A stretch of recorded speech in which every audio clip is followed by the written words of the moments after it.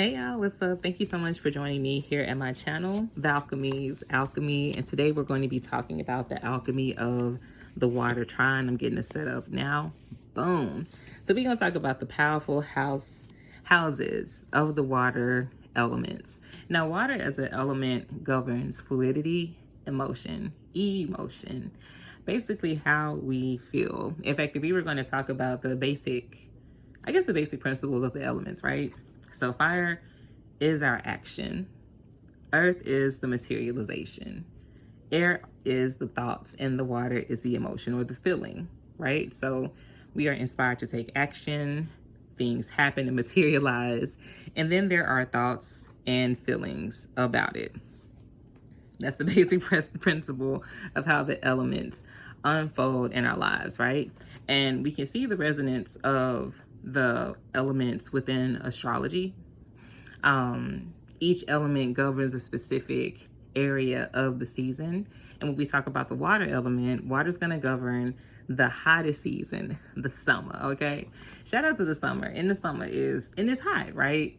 It is steamy, it is warm, it's also dry in a lot of places, okay? So what better element to have around you than the water, okay? Because everybody know it's better when it's wetter, okay? Who's trying to have a hot, dry ass summer? No. Not I said the cat, okay? We want some moisture. We need to moisturize these moments that we're given, all right? And in the summer, we have longer days. That's one characteristic of summer. And it's hot, okay? So the water that we pour in to the momentum that the summer brings really creates a steam. And this reaction is powerful, okay, so to speak. And well, I guess I should just speak on how powerful it is. How powerful is it, B? Well, let me talk about it. Okay, so when we talk about the principles of the fourth house, the cardinal waters, this is going to be Cancer. This is what we're more familiar with, ain't it, right? Boom. So the fourth house is the house where Cancer resides. So we know Cancer for being very sensitive, emotional, intuitive, patient, also kind, maternal. Maternal is really key because when we think about the fourth house, it's governed by the moon, the moms of the zodiac. I have a cousin who is a Cancer, and she one of the most maternal and nurturing people I know. Oh my gosh, I miss her a lot because she's not with us here on Earth anymore.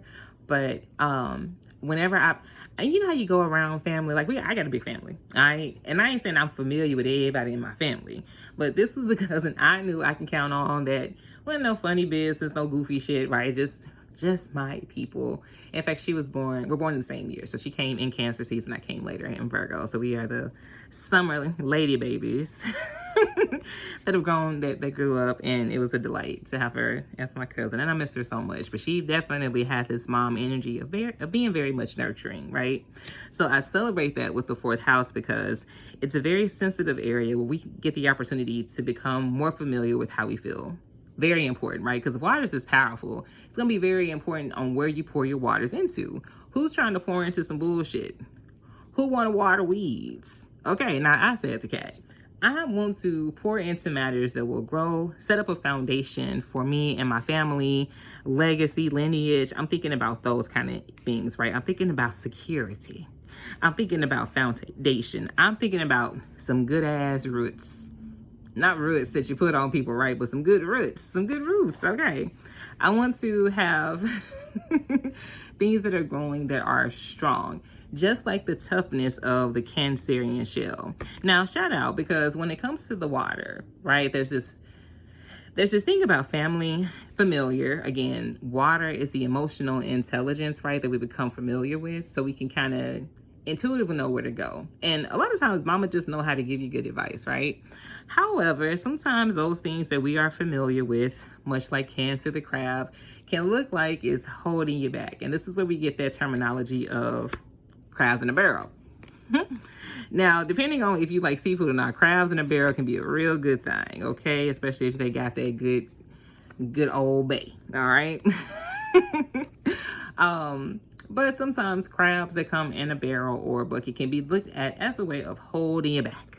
You know, I thought you was going to hold me down, but you're holding me back, mama, okay? I'm trying to be outside. I'm trying to do my thing, right? You just want me stuck in the house, mama. Can you girl get free? All right, can I be free out here to go and pour my waters into areas that ain't home, right? But that's what it can feel like when you look at Cancer, only because it is about having familiar feelings, right? So let's say you're given an opportunity that you're not familiar with, right?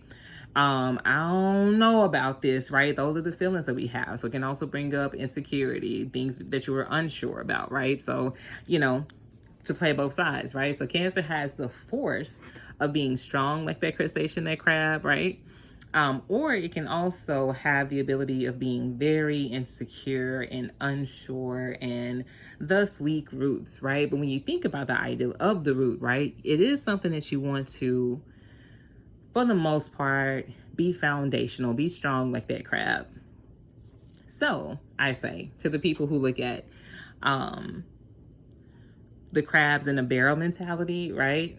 When you think about these crabs who are being taken out of their familiar spaces and familiar places, right? All they can really do is hold on to each other. That's their superpower, right? If you ain't got a strong enough net to catch all these motherfuckers, because we had to advance our technology to catch crabs, right? So if you don't have the technology that you need to really wrestle in all these tough crustaceans, right, you're not going to be eating them eating like that, okay? But that's a superpower that the crabs have. They hold each other down to be protective.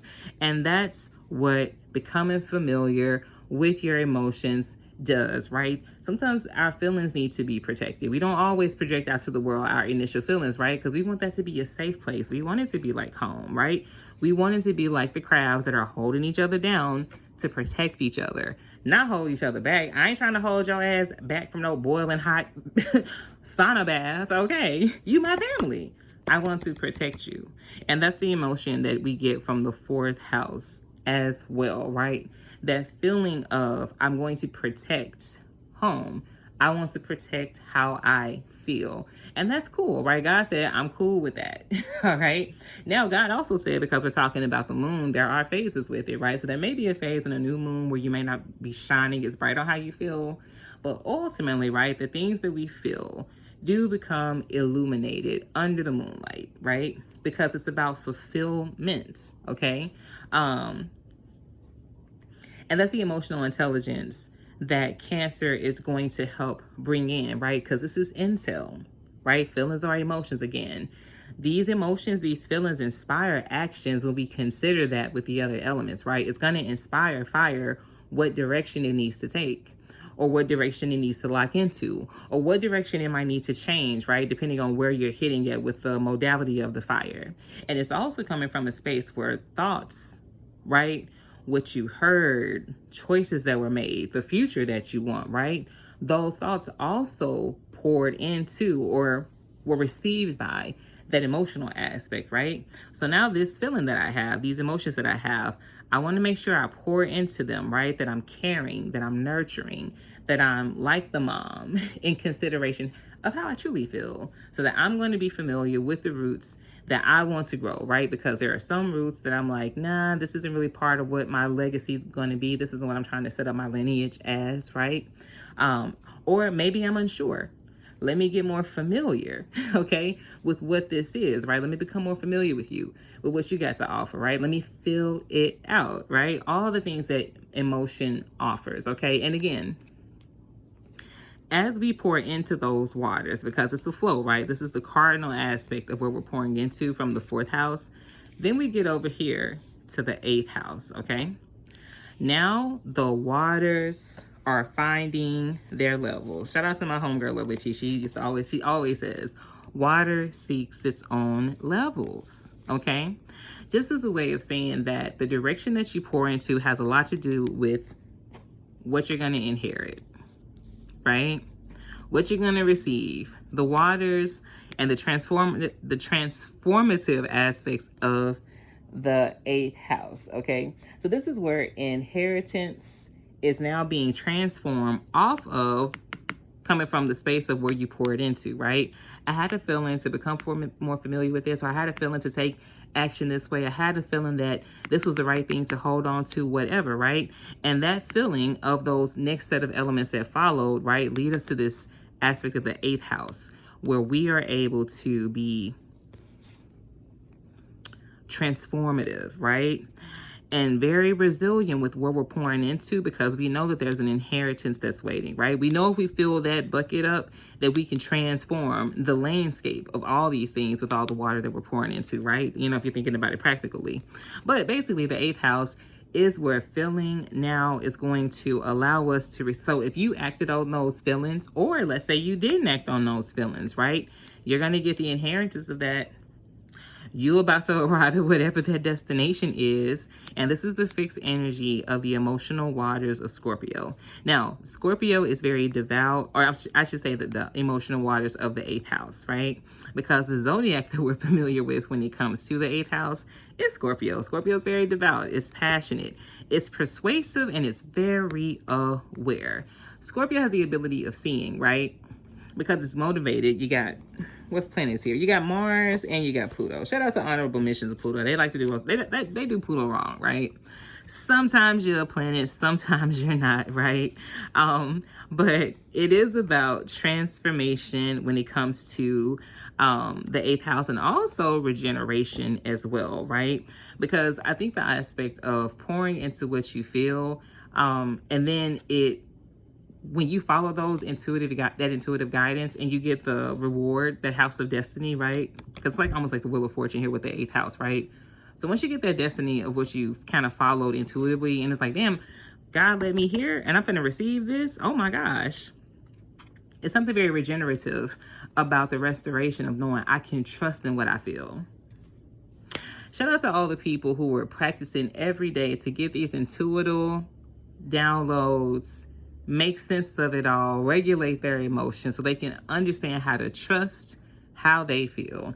It's so many people out here being reckless with how they feel that it's causing a lot of transformational moments externally for folks, and it's not cool. Period. Because this is the more stinging side of Scorpio. This is why we know. I mean, you know, it's like, oh my gosh, emotions and feelings, right? It's like bubblegum and milkshakes sometimes when we think about how people feel, until you get stung by what a motherfucker had to say. You get stung because somebody just wanted to cut you off because they felt like it. You get, you know, a little hurt sometimes because the person that you was, you know, loving and want to be hugging, trying to hug on somebody else. It can sting, baby, okay? And ain't nothing like it. Once you receive that this is what you're inheriting after what you poured into, after what you nurtured, after what you set up to be a foundation for yourself, and this is the thanks I get, bitch. Play with somebody else. That's what Scorpio said, okay? Because there's a lot of drive, energy, power behind Scorpio, just because Mars is also here as well. So Mars, like Pluto again, shout out to Pluto. I almost mentions Pluto. We love you, Pluto. But when we talk about Mars here as well, there's a passion, a motivation, and a daringness that Scorpio has with it. And fixed emotions can be like that. Let's say you lock in on how you feel, right? We're a bit more daring at this point, right? Versus when we were like in Cancerian mode and we were kind of like filling out how we felt, right? Not to say that Cancers are more or less bold than Scorpios. This is water, still water, okay? And it just depends on how fast the flow is, basically, or how you're feeling it. But this is to say, though, that there is this drive of the powers of the 8th house to kind of get to the bottom of things and to really be aware, right? And there's a strong willness too about Scorpio, because we're trying to arrive at whatever destiny that intuitively we were like, okay, I felt called to go this direction, to pour my waters in this direction, right? I'm trying to inherit this, okay? This is my destiny. This is my end goal. This is what I need to transform. And if I transform into this, there's an inheritance waiting for me, okay? So yeah, Scorpio don't mind, you know, stinging that ass, okay? Or being passionate or daring or showing you how strong it is in order to get the inheritance, right? To transform into said thing, okay? To have the waters that we were pouring into now give us the rewards, okay? The 8th house is also a money house. It's the external aspect of money. So now we're talking about what we receive based off following these intuitive guidances that we're receiving from the water element, okay? So put some respect on the 8th house. Most people do anyway, right? This is the house of transformation, death, fortune, all that, right? So now that we've poured into from the 4th house, we've arrived at the destination, right? We know what we're inheriting. It really ain't left now but the unveiling of the outcome. And this is where we get the 12th house and Pisces, okay? Sometimes my brain, y'all, kind of puts words together. You know, the thoughts come fast, and then my mouth just got to keep up, baby. I got a Mercury mind. If you know, you know. Shout out to my Virgos and my Geminis. But here we're talking about the 12th house, Pisces, all right? Pisces is the last of the water elements. And now we're at this mutable state where as things are settling, it can go either way because now we're at the end. The 12th house is the unveilings, okay? So if I had intuitive guidance that if I took this direction, it would lead me here and I followed it, boom. I went to the jackpot, I got my inheritance, bam. It's been unveiled that the outcome of this was, ha ha ha, I got my karma. I trusted myself, 4th house, followed their direction, and I got my just due. Now it's being unveiled. Or it could be unveiled that now that it's complete, I ran into a couple limitations. I may have to revisit this thing again, okay? Or there were some secrets that came out, some things that I didn't know because this is emotional intelligence. It's a feeling, okay? Water's clear for the most part, right? And sometimes water can be clear and then it's not until you really hone in with like a microscope that you can see the other little particles and things and residue because water, again, it keeps the memory of all the things that you pour into it. Okay, so now we can learn the secrets because we're at the end of this particular cycle. And once we get at the end of the cycle of water, once we pour it in and we've consumed the water and it's settled in and transformed whatever it's got to do, right? Sometimes we might realize, man, it was a parasite in that motherfucking, you know, water source, right? That's not great. Okay, if I'd have known that secret, I would have never drank the shit in the first place, okay? Wise lessons, because Jupiter is ruled here, okay? Neptune is here as well. Brother Neptune, shout out to sweet brother Newsom, the visionary, okay? Neptune would cut up a lot of times. When we think about the Greek mythology, he was always cutting up, because at the end of a situation, you're often just left with how you feel, right? So somebody sold you water and it was tainted in some kind of way, and you suffered as a result, right, of following that, that might make you a bit upset. Water is still emotion, so it still deals with how we feel, okay? And Neptune would not hesitate to throw the whole Pacific Ocean at your ass if you fuck around, okay? So sometimes this is how things can feel. It can be that intense at the end of things when things become unveiled, right? Because maybe somebody had a different ideal of the outcome, right? There's nothing like, because this is the 12th house. This is the last and final of the zodiac signs, right? And intuitively, you may have had an idea of how this thing was going to turn out, that it didn't, right? How do you feel about that? How do you also, emotionally intelligent people, regulate your emotions at the end of that, okay? Because although you can throw the whole Pacific Ocean at a bit, who's trying to really deal with that, right? Who's trying to clean up that mess, okay? Who's trying to deal with the damage that's caused by just throwing a whole goddamn ocean on somebody, okay? So we have to also be considerate of that as well, all right? Now, that we have and discuss the 4th house, okay? The 8th house and the 12th house. We're going to be looking at the hidden alchemy, all right? Now, 4 plus 8 plus 12 is going to give us 24. It's going to give us a 2 and a 4. And when we think about the 24, right, or the 2nd house, when we break that down, and back again to the 4th house, right, it's something about water that when it adds up, it's about the values of what we pour into, right? The structural setup that we're trying to give because we think something's valuable and we're trying to acquire it, right? That's what emotional intelligence is about, right? Let me pour into the things that I value so that the roots and the foundations can be strong, okay? Now, 24 doesn't fall on the astrology wheel, so we would reduce this down one more time, okay? 2 plus 4, okay? When we add 2 plus 4, we are going to get 6, all right? So there's the hidden alchemy of values as well as health and service, okay? And water likes earth. Of course, water sits opposite of earth. If you're in the ocean, okay, we looking for some material that can support our ass, all right, until we can float, hopefully, to safety in land, all right. So there's that by way of the elemental, but by way of the aspect of the alchemy, the sixth house, right? Once we get it all reduced down to a number that's going to fit on the 12th house astrology wheel, the sixth house is about health and service and being useful to the world. And also, in that case, right, it's also about how things are used, okay? And emotions can bring up those things so well, right? I had a feeling to do this. I'm so glad I followed that, right? Said thing happened and it was a good thing, right? And I used this to help me get here. We tell ourselves these stories all the time on the accomplishments of trusting our intuition. We also tell ourselves sometimes when we had a bad feeling about something and it took us off path, and then ultimately we felt like our good thing was just used up and it puts us into a negative state of emotion, okay? And now we feel used. And that's basically what the sixth house stands to govern, right? The health and service. And overall, it's to say too as well, the two, I said the two, my apologies. The fourth house of Cancer, the eighth house of Scorpio, and the 12th house of Pisces, they're all ultimately alchemizing to add up for our well-being, for our health. The emotional intelligence is here to provide for us, to support us, to again, help and assist us, and to be caring. That's ultimately what the sixth house is about, right?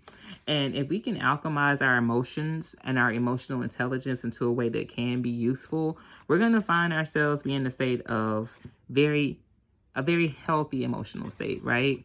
Where we can express how we feel, right? Versus repressing how we feel, right? That may also lead to some depression moments, okay?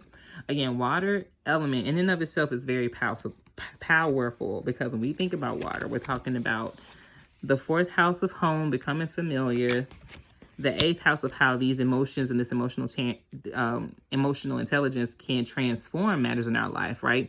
And how it's arriving at destinies. And ultimately, in cycles or carry us to where we feel in the end about cycles that we've become a part of. And that's just the nature of the water element, right? This is the king mentality. This governs how we feel.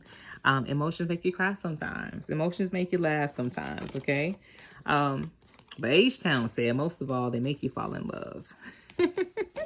And I fall in love with the process of becoming more able to trust myself, to trust the intelligence, the super intelligence that the water element has. I don't have a lot of water in my chart either, so this is probably why I'm thirsty for the water, okay?